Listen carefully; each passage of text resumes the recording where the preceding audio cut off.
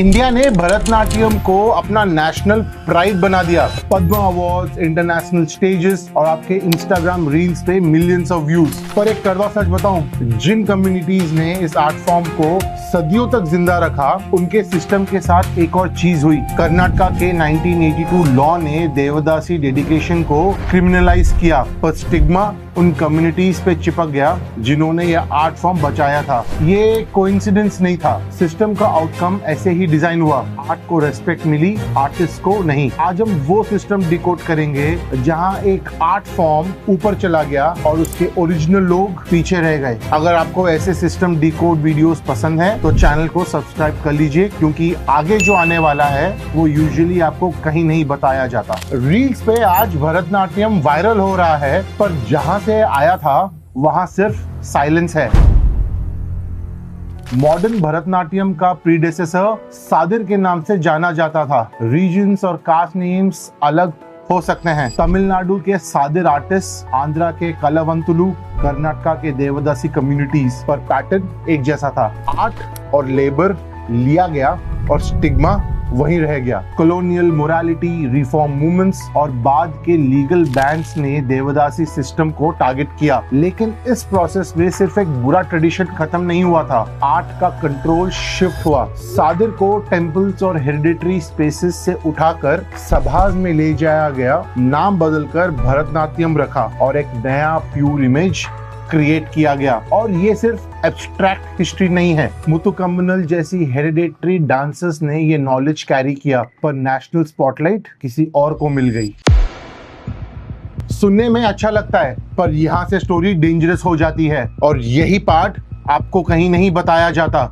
Layer 1 branding. Reformers ने इसे classical status दिया, पर रेस्पेक्टेबल स्टेज बनाने के लिए डांसर्स की आइडेंटिटी रिप्लेस करनी पड़ी। ओरिजिनल देवदासी डांसर्स को अश्लील लेबल दिया गया और नए परफॉर्मेंस ने स्टेज ले ली। आर्ट सिमिलर रहा, पर आइडेंटिटी चेंज हो गई।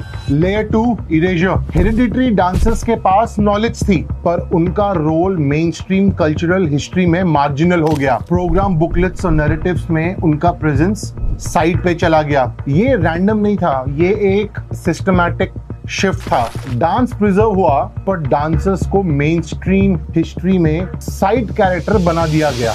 Layer 3 ecosystem. आज भरतनाट्यम एक ग्लोबल कल्चरल इकोसिस्टम बन चुका है। Festivals, recognition, Prestige. पर एक सिंपल सवाल, क्या इसका क्रेडिट उन ओरिजिनल कम्युनिटीज को दिया गया जहां से यह डांस आया था? नहीं, क्योंकि अगर दिया जाता तो सिस्टम को अपनी कहानी रीराइट करनी पड़ती।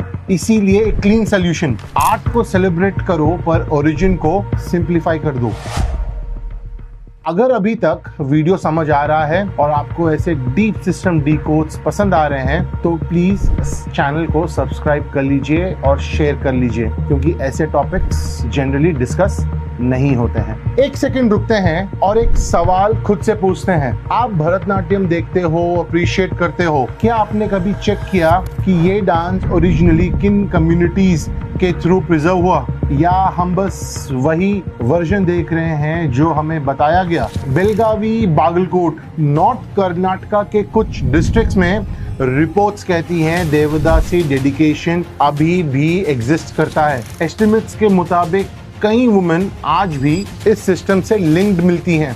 यहाँ एक लड़की के लिए देवदासी लेबल का मतलब सिर्फ एक वर्ड नहीं होता। मैरिज, एजुकेशन और लाइवलीहुड, सब पर स्टिग्मा का डायरेक्ट इम्पैक्ट पड़ता है। सिस्टम बोलता है बैन हो गया, रियलिटी बोलती है लेबल अभी भी एक्टिव है। सबसे बड़ी आयरनी, जिस ट्रेडिशन से उनका कनेक्शन था, वही ट्रेडिशन आज नेशनल आइकन बन गया है।